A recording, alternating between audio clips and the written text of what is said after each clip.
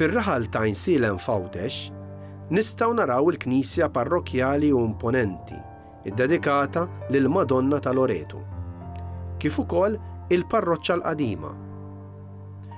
Fil-viċin ta' din tal-aħħar hemm ukoll misraħ żgħir fejn hemm mafkar li jfakkar ġrajja li hija marbuta ma' twaqqif tal-ewwel knisja fl-Inħawi, kif ukoll ta' ġrajja li ftit hija magħrufa.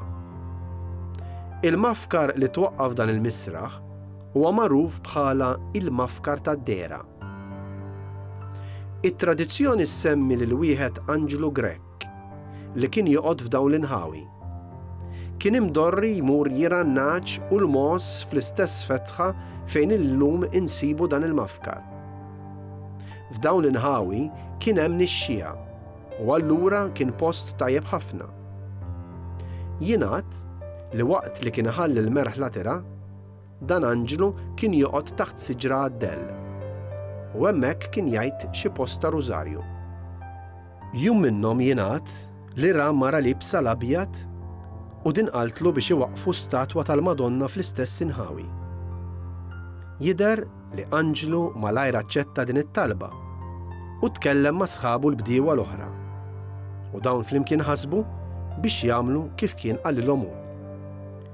It-tradizzjoni tkompli tgħid li dawn il-bdiewa malajr waqfu bażi u fl-istess ħin naqxu wkoll statwa tal-ġebel. L-istatwa kienet turi lill-Madonna ta' Loreto. Tajjeb li jingħad li għalkemm hemm l-ebda data imsemmija, biss dan seħħ qabel ma kienet imbniet xi knisja f'dawk l-Inħawi.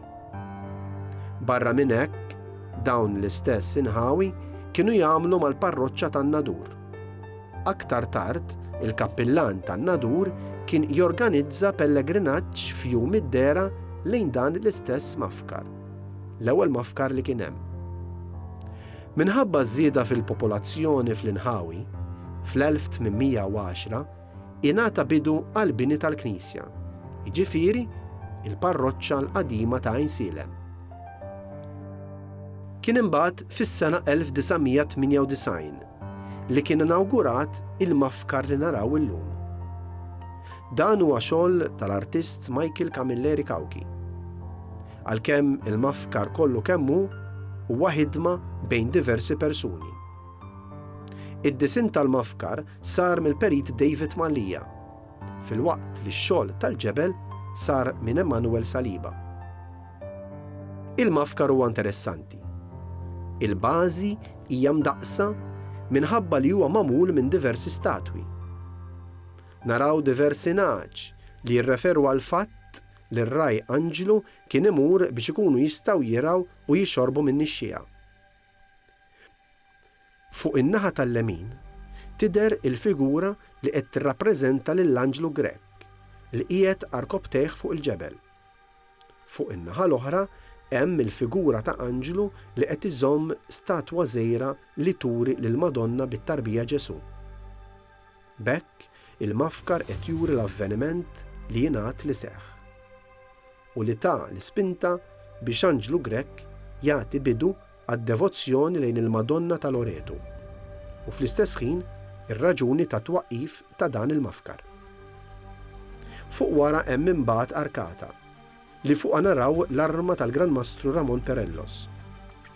Huwa magħruf li fi żmien dan il-Gran Mastru kienet imbniet arkata b'6 ħwat tal-ġebel għal dawk li kienu joqogħdu fl-Inħawi. Il-mafkar tad-dera għadu jissebbaħ dan il-misraħ u jfakkar f'dan l-avveniment li seħħ sekli ilu.